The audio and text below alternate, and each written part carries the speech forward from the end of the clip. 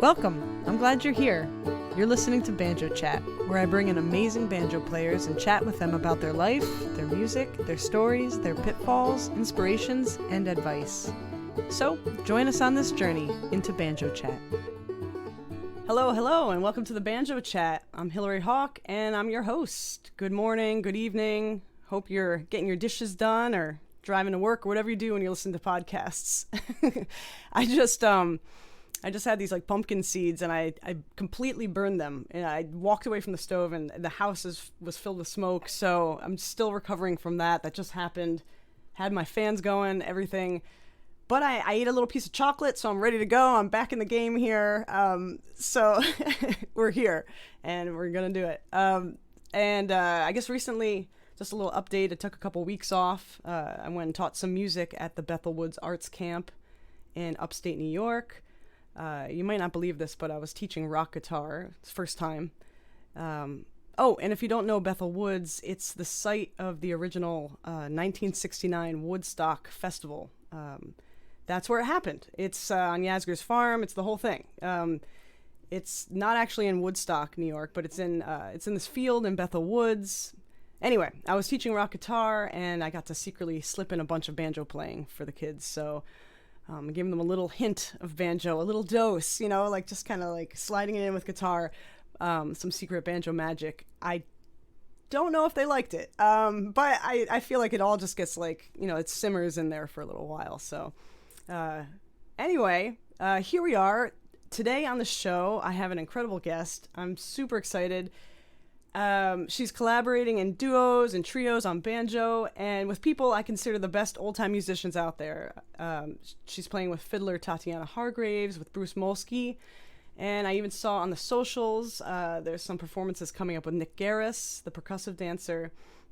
There's probably a ton of other stuff going on too, and I'm just super curious about her life, and I wanted to know more. That's the whole point of this podcast. Is I feel like I'm a little bit out of loop with people that I respect and want to know more about their music. And I said, hey, I'm going to take this into my own hands. So the other thing is that this is the first guest on the pod that I've never actually hung out with in person. So this is the first time.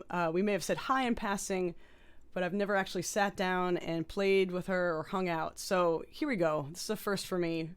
And hey, we're just going to do it. Welcome to the Banjo Chat, Allison DeGroot. Hey, Hillary. Great to meet you finally.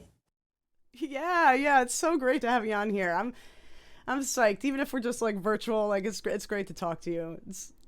Yeah. So now, are you currently living in Canada? I wasn't sure that. I know you're traveling a lot, but what's home base for you? Well, I've been kind of all over the place since the pandemic, but yeah, I'm in Nashville right now. Wow. I'm still a resident of Canada, but spending some time in Nashville and checking it out. Yeah, it's a little bit, I've heard, it might be different now, but I've heard it's a little cheaper to be there. Yes, definitely than Vancouver. Okay, yeah. I'm in Brooklyn, and everything I do is so that I can stay living in Brooklyn. Like, it's just a hustle, like, all the work and constantly questioning it. And Nashville seems like an amazing place to be. Every time I visit, I have a great time. I don't know, what's it like down there? Are you enjoying it? Yeah, it's been so great. Like just with so much isolation in the pandemic, and I just kind of felt like I needed to be here for a while. And so much of my musical community is here from Canada, from my time living in Boston and going to Berklee College of Music, and from festivals and kind of all over. There's just like, there's so many friends here and so many people to play tunes with, and I love that about it. Yeah, that's awesome. I didn't realize you were in Nashville. So are you traveling a lot? Like, I know you're in a lot of different projects right now. Do you accumulate air miles? Are you accumulating air miles quite a bit? Definitely. Yeah, I've kind of like, another pandemic thing is just like reassessing how much I travel. I was just on the road all the time before, and yeah, I've kind of come to a nice spot where I'm being a little bit more selective about when I go out, and then just finding the home time just, yeah, so nice for working on music, and I feel a lot more creative and grounded, and like I have a bit of a life outside of just traveling. And yeah, so I feel like a good balance, a lot of like weekend runs, and yeah, that balance is really important. It's easy to kind of feel like you lose yourself a little bit, or you lose a side of, what's the other side, of yourself? You just have this one thing. I feel like, I mean, I'm speaking from my perspective, but that's no, definitely. I just remembered, like, I haven't had this since the pandemic as much, but like just going to like a new city and just feeling like like you're just such an outsider. You're just looking at everyone like, so, I remember just like being in a cafe and looking at people, like, friends going for coffee and just being like, oh, they feel like such an outsider. Like you're just kind of passing through each city every day, and yeah, it's kind of lonely. So feeling better about my schedule these days. Oh, that's good. That's good. I'm gonna ask a couple like banjo questions right off the bat, because these are the questions that are hot on people's minds. They want to know these answers. Because you're playing a lot. Okay, this is a question that I want to know. Okay. These are really just my questions at this point. How do you maintain your nail? I don't do anything to it. I don't know, like, for the amount that I play, I have never had a problem with my nail, and I literally don't do anything to it. I don't even think about it. That's so annoying and frustrating. What do you do for your nail? Oh yeah, for everyone listening, Allison's a clawhammer player. Yeah, I guess we didn't say that, but obviously you're playing clawhammer. So for my nail, I have really weak nails, and I've done all the things. I've taken the collagen and the vitamins and the what's that called? Clear coat, whatever. And I even did the what's this called? The silk wrap extension. Where you go to the salon and you get the glue and you get the acrylic. A lot of guitarists do that. I think I might be speaking out of turn here, but I think Tony Trishka did that for a little while. He's kind of the one that turned me onto it. And that killed my nail, just killed it. I did it for like 10 years, and killed my nail bed. And, so now I use what's this called? The Freedom Pick. What's that called? The Kelly, I think it's called the Kelly Freedom Pick. It's like a little thing that goes over your nail. And that's what I use, because I just, the amount of playing I do, it just goes, it goes right down. Yeah, so that's awesome that you don't have to do anything. Yeah, so cool. Low maintenance. I'm a low maintenance person. So. No, I like that. That's great. No, I'm happy for you. So do you have different banjos for different projects? Are you using like one main banjo that you're like, that's the one, that's the girl right there, or do you have different things, different sounds? I mostly just tour. I have a William Cedars. It's a like 12-inch maple Dobson banjo, and yeah, that one's been feeling really good. I have a Romero that I love, and when I got that, I was mostly playing in bands with guitar, and I love the sound of it, but it's not as full, and I would definitely love to get another Romero with maybe like a Dobson tone ring or something fuller. But yeah, I got this banjo from William Cedars, and it's just like, it's so beautiful and it's so full. So I think for me, the biggest thing is if there's like guitar or no guitar, it makes a big difference for what I need. But I only have 3 banjos. So I'm not like I'm kind of lazy when it comes to like, I would actually like maybe to get like an old banjo or something, but yeah, I'm a little bit lazy with like finding banjos, and I don't really know that much about them. No, I appreciate that. I really respect that, because in my mind, it's like the banjo is a tool, like in our hands, and it's something that has to just work. And if I have something that works, I'm not like shopping around for something else. Like I need something that's going to be on stage with me. It stays in tune. It sounds good. And yeah, it's a funny thing. Like I'm the same way, I think. I'm not like a collector of banjos, but I have the ones that I know are really good. In fact, right behind me, we're on Zoom right now, talking. Behind me, I have this like 6-string banjo, and it's a guitar. It's tuned to the guitar tuning, but I actually think it's really cool. Like, I actually really love it. And I'm getting into this weird, like, 6-string world where, like, I'm listening to 6-string players, and there's some really good music out there. Anyway, yeah, I think I like having a few different sounds when I'm home too, because sometimes, just depending on the weather, or maybe I've just been out touring with one instrument and I'm a little bit like sick of it.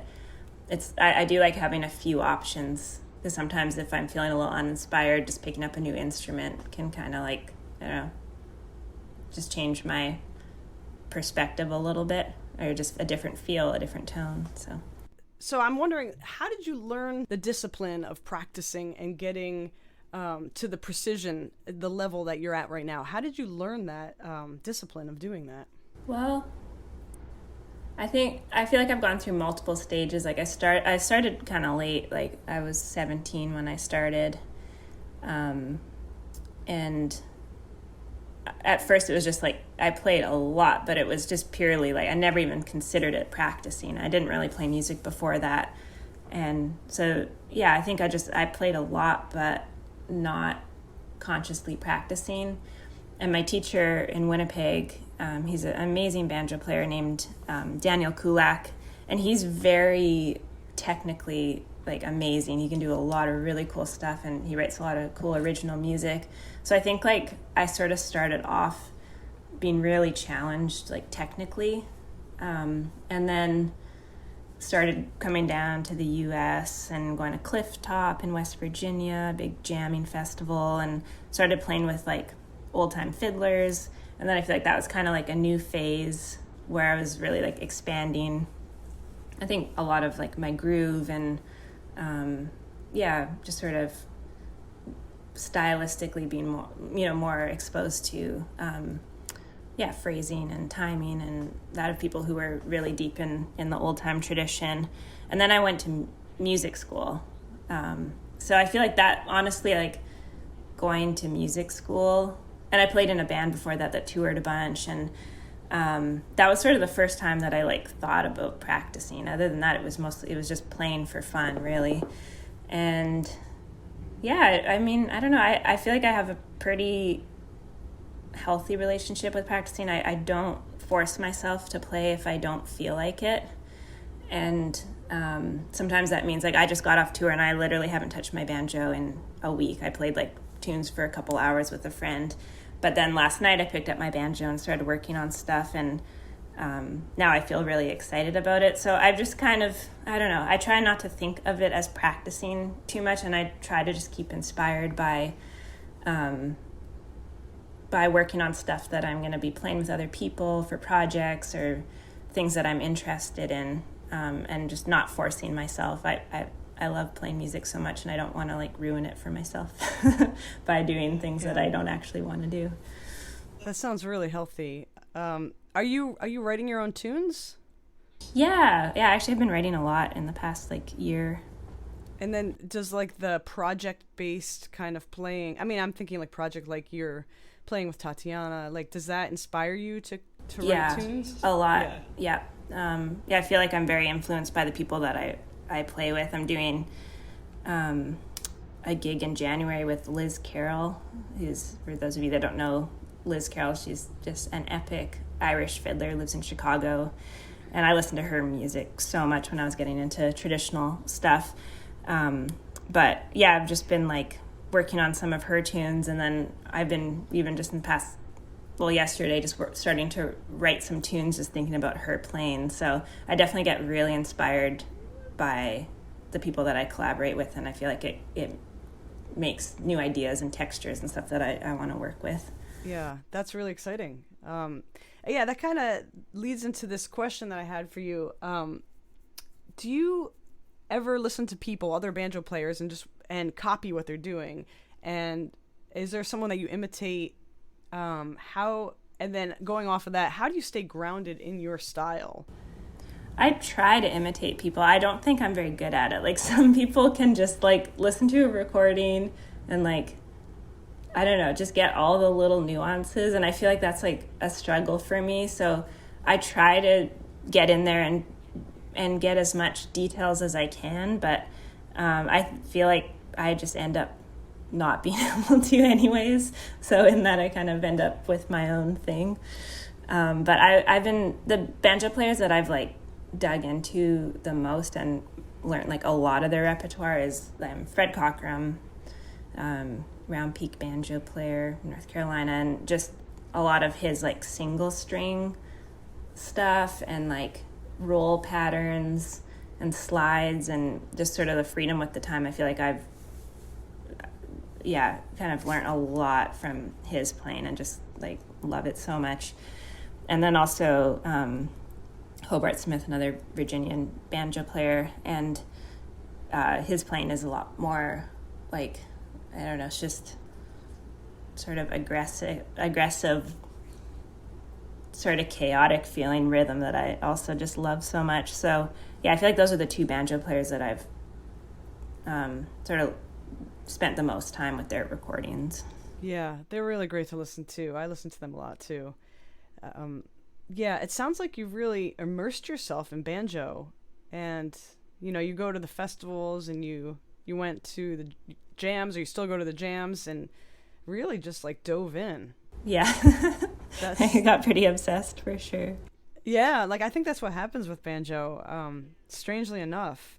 I don't know, like I think like in terms of like copying and imitating, I think I've mentioned this before on the podcast, but I'm really into not being like a replicator.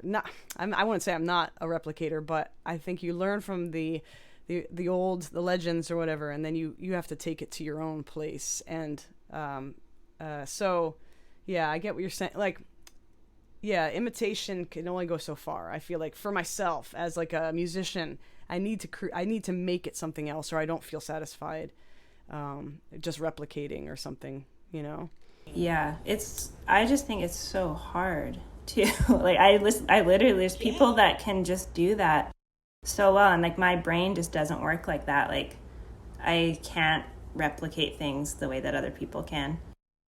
Yeah, so it's just it's a different skill. It's a different thing, and yeah. Like when people sound like the old recordings and stuff, it's like how did you do that? I know. Like what are you tuned to? Do you have like the goat skin head? Like, geez Louise, like it's like everything like that goes into that. Yeah, I really wanted to take like a dive into your music, and I guess specifically, you have a bunch of projects, and I know you play with Bruce Molsky and the Molsky's Mountain Drifters. But I thought about listening to you and Tatiana's band, your duo, and checking out some of that. And we can listen to a little of the Molsky Mountain Drifters too. But yeah, there's something that's very creative about this project that I'm really enjoying. Like for the past week, I've had it in the foreground and the background and listening on my drives. I don't have a car, but I was borrowing one. So yeah, I won't say more. Let's listen, and then we'll talk about it. I think I'd like to start with this tune. Oh yeah, we're gonna listen to the album Hurricane Clarice, and while I was driving, this is like perfect driving music. It's hypnotic. It has like this like folk minimalist thing. I think this is what you call it. Like it's like a minimalism. This pulsing is patterns. It's like all the things that you love about music in general, not even just old times. So the tune that stood out to me on this, there's a couple, is we're going to do a lot of listening, is Ostrich with Pearls. So I thought we could listen to a little second of it, and then you could tell us a little bit about this.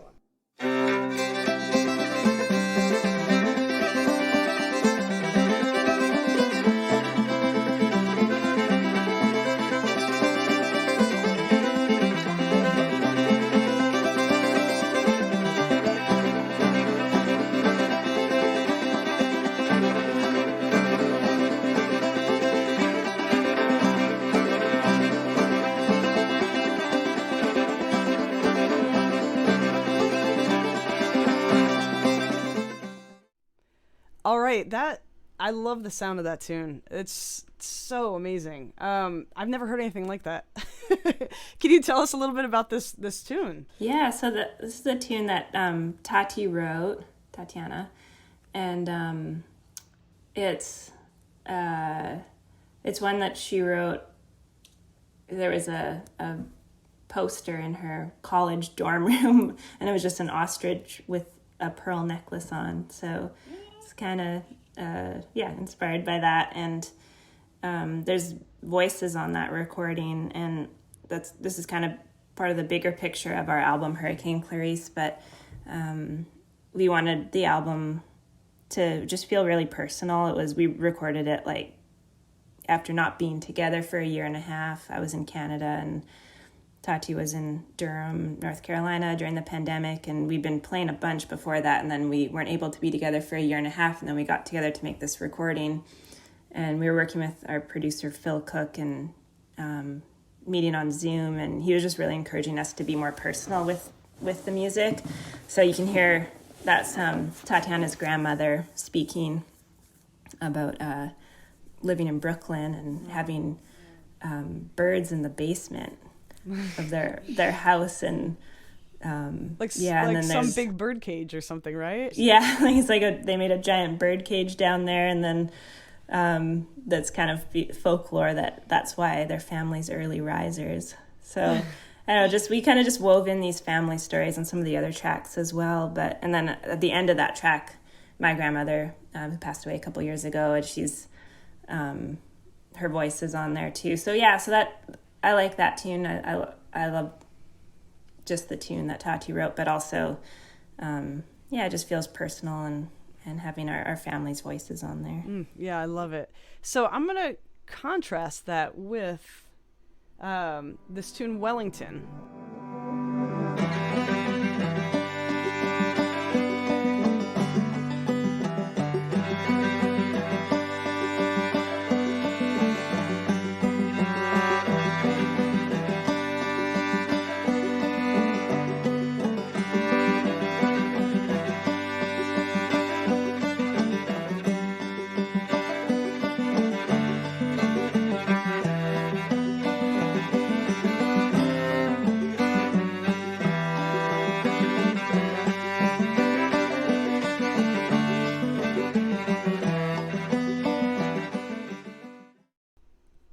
That was Wellington.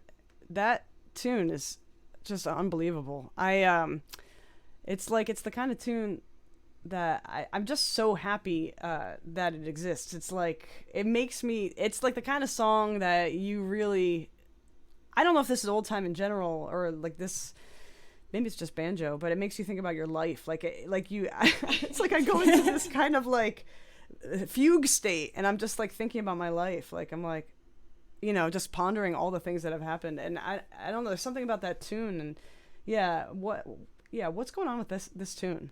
So this is one that I wrote. And it was just like a melody that I was probably feeling all sad or something when it came out. I find when I write tunes, it's like I can sit down and try to write a tune and I will never be able to. But if I'm feeling really strong emotions, I'll sit down and it will just come out almost fully formed. And it's not very often. Like I don't have a huge catalog of tunes or anything. But that's definitely with this one. I think, I can't remember exactly what I was feeling when I wrote it. But it's like kind of like a meandering line. Like it kind of, you don't know where it's going. It just kind of keeps going and traveling through these spots, and then it hits a chord, and it's like, wow, it's really an incredible tune, and I feel like you really caught the muse on that one. It's really cool. Yeah, that was really fun about making Hurricane Clarice with Tatiana. Is we each had a few original tunes and then all the traditional stuff that we do. And at first we were like, I don't think they go together. Like we couldn't visualize how we could put them all in the same album.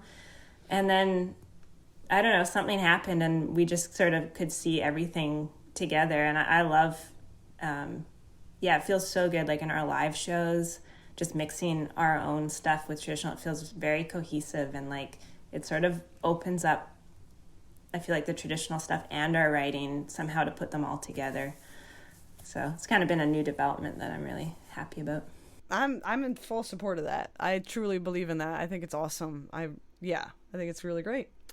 It's like, I just kind of going back to what you were saying about like writing and writing tunes. I think like finding that hard spot, because like sometimes it hurts to write. Like you're saying you were sad. Like if you were writing this when you were sad, like sometimes it hurts to like pull that stuff out. And I think that's why finding that spot sometimes happens at like 2 a.m.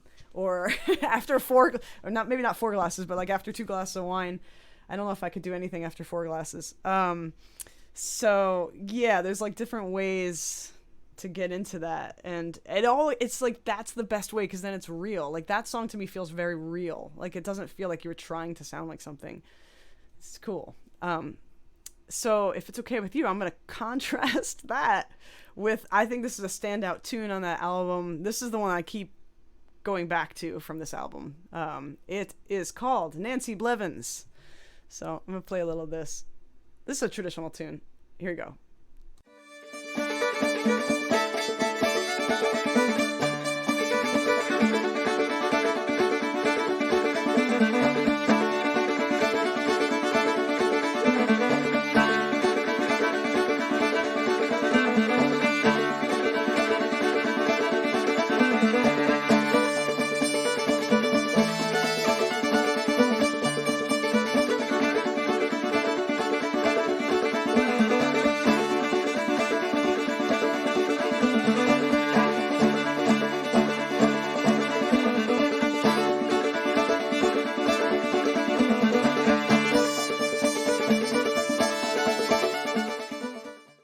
All right, that was Nancy Blevins.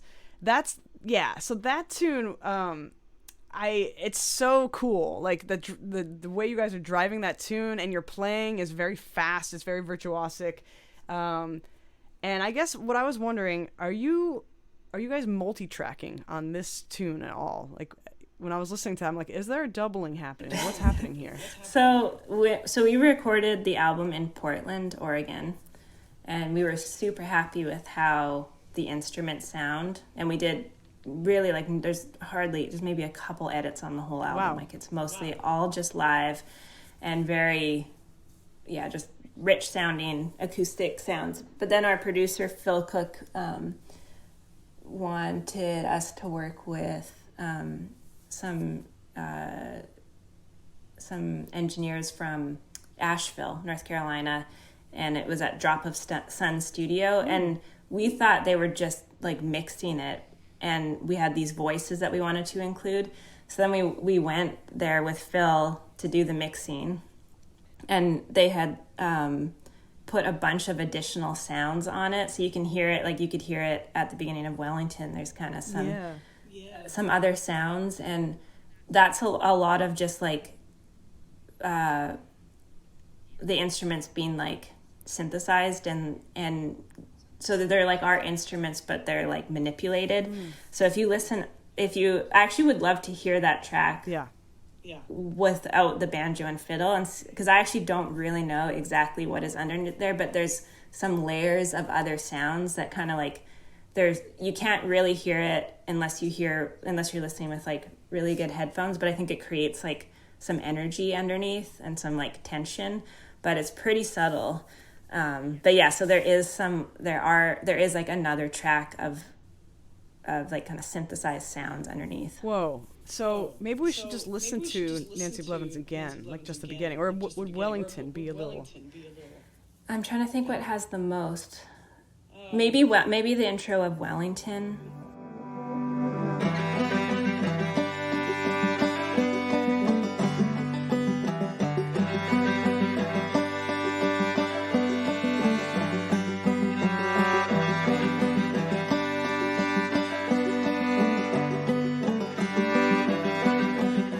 I think also on Hurricane Clarice at the intro, there's... Yeah, no, that's really cool. I'm like loving that part of this whole album. Like it kind of sounds like it's all over it. Yeah, I feel like it sort of tied a lot of the stuff together, which is cool. Yeah. So what is your concept? Like, how do you visualize the banjo when you're playing with Tati, or I guess with anybody? Maybe specifically Tati, because she's driving it hard. Like her fiddle playing is driving it pretty hard, and I always think of the banjo as the drive. But I feel like with your duo, maybe there's like a slightly different dynamic. how do you visualize like the banjo when you're playing with her? Honestly, playing with Tati, it's just like wide open. I feel like, and we've been playing together for a while now, so we know each other's playing so well, but it feels just very textural and like, yeah, I feel like we really like meet each other in it, and it feels very much like I don't feel like I'm backing her up, and I feel like she leaves a lot of space without like dropping out, so it feels really supportive. So I don't know, it just feels like a really wide open space to explore a lot of different like textures and sounds. And I feel like I can honestly, playing with her, I can draw on like so many different styles of music and different sounds. We both like a lot of other music than old time music, and yeah, it just feels like a super creative space. Yeah, do you listen to old time music when you're not playing it, or do you try to take like a little break from it? I do listen to it. I listen to like a lot of different types of music. You're like a music lover. You're a music lover. I'm a music lover, yeah. Yeah, that's great. I get like really addicted to albums, so I'm kind of like a serial like repeat listener. I'll find albums I like and then just like listen to them a million times. Yeah. Cool. Well, I did want to take a little listen to, because I'm geeking out a little bit with banjo stuff here. I mean, obviously, this is the podcast. That's why we're all here. That's why we're here. That's what we want to know. Yeah, the first album that you guys made, it's called Allison DeGroot and Tatiana Hargreaves, or just the two names. I loved your version of Wabash Blues, and I thought maybe we could just take a little bit of a listen to that, and maybe hear about your thoughts about detuning and alternate tunings and stuff. So here we go. Here is Wabash Blues from your first album. I think it's the first album, right? Am I missing one? Okay, here we go.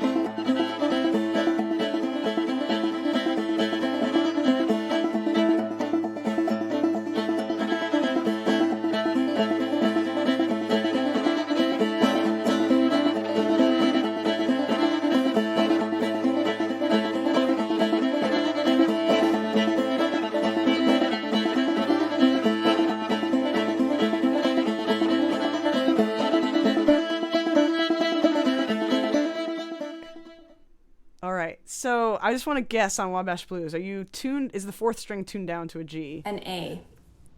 Yeah. I have to remember. I think, what is that tuning? I think it's E on the fifth string. Is that right? E, and then A on the fourth string, A on the middle string. So it has that sound like, wow, of the fourth string being in unison with the middle string. And then I think it's C, D. So wow. E, A, C, D.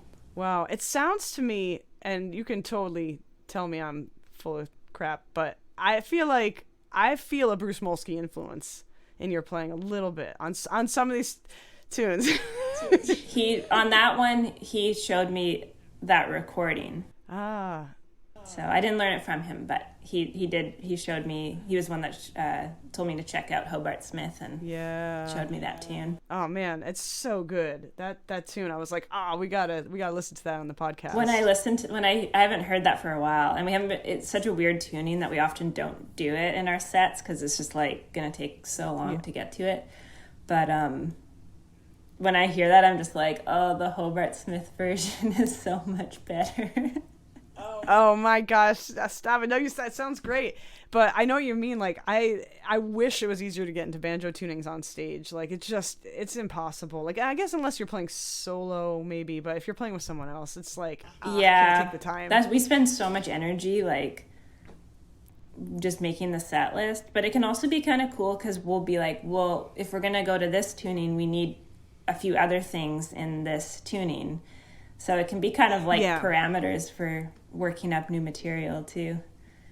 Right. Do you have a favorite tuning? I love like open tunings, like, yeah, I mean, double C. G is my least favorite. It does the trick, but I don't find it super inspiring in general. I love double C. I've been really enjoying, like, some people call it last chance tuning. It's the one that's like double C, but the two G's are tuned down to Fs. So it's F, C, F, C, D.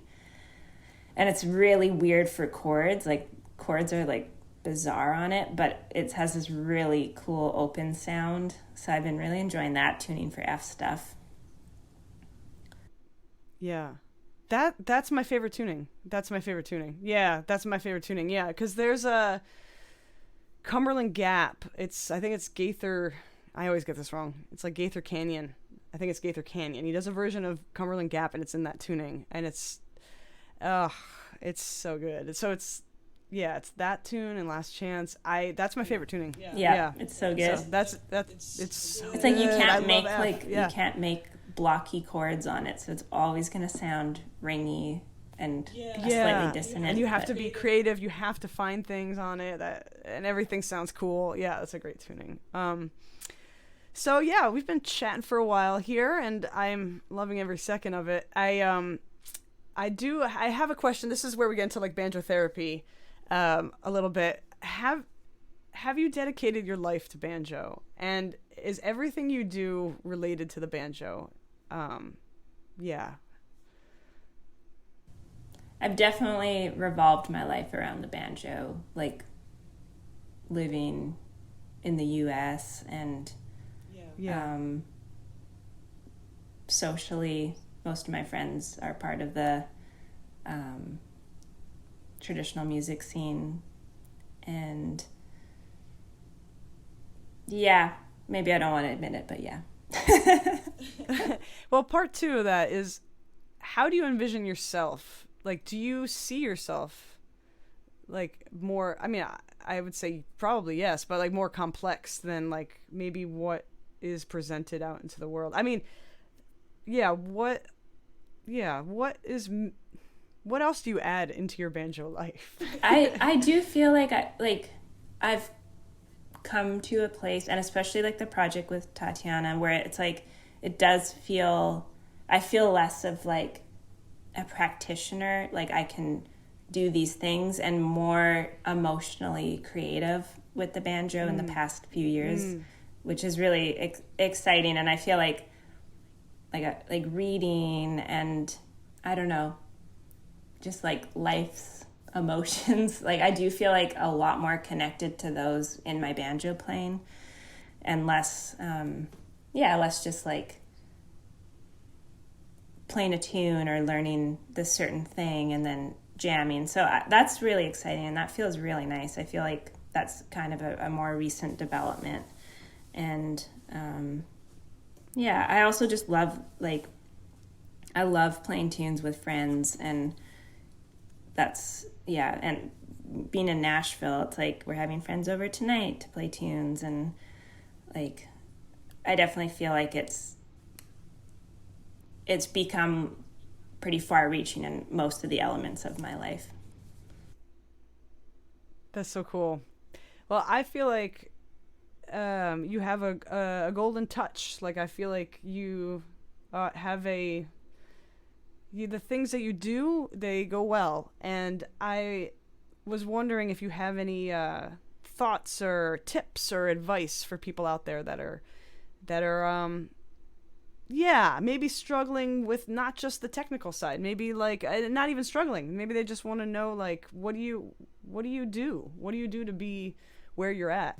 I don't know where I'm at, I guess. But where are we? I don't even know. I don't know. I didn't know how to phrase that. Yeah, totally no, I like that. It's a hard question. I guess, like, do you have any advice for like how you've, I consider you successful. I know success is a weird word. I consider you successful. Like, the things that you do, they're going well, and you're playing with great people. I mean, we haven't even talked about the Molesky Mountain Drifters at all. Like, and you playing with Liz Carroll and Nick Garris, and like, how did you? I feel like a lot of, like, I think for a lot of my projects, this, like, maybe some threads in them is just that I'll get interested in something and not necessarily have an outlet for it, or like, but it will later, maybe years down the line. Like, I've been working on Irish jigs for like probably 5 years, and I was not playing with any Irish musicians whatsoever. And it's like, I was just super into it and thought it was really cool sounds.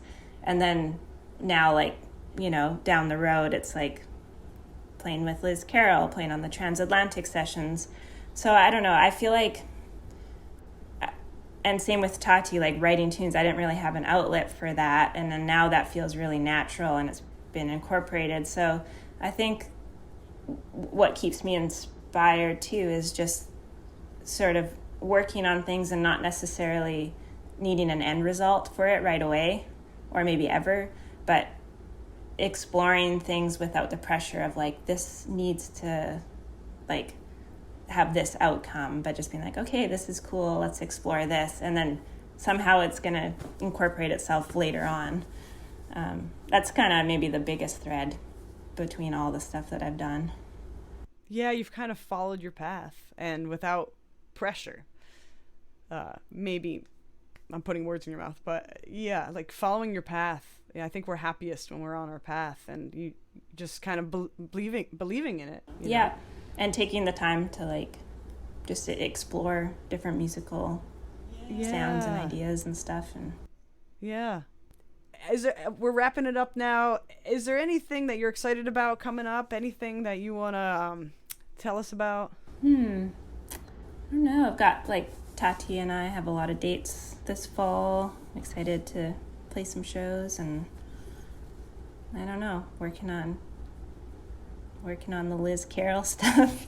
That's great. Well, I guess everybody can check it out on your website, www.allisondegroot.com, and that's ALLISONDEGROOT.com, and I'll put it in the description below.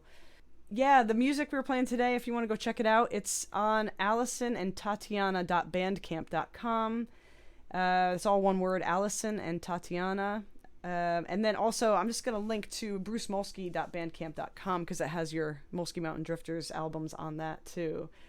Yeah, anything else? Anything else that you can think of? This has been so fun. Thank you so much for like making this podcast, and yeah, you're such a great banjo player, so it's really cool to also do this. Well, thank you for being a guest on the chat. I really appreciate it. It's been so fun.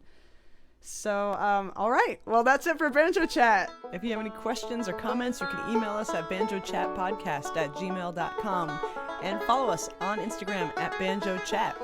This episode was engineered, mixed, and mastered by myself. All right, everybody. Thank you so much. Bye. Bye. Bye. If you'd like to support the Banjo Chat podcast, all you got to do is help it along with a little like, a little subscribe, and a little review, and that'll help boost it a little bit so I can keep making these for you. Thanks so much.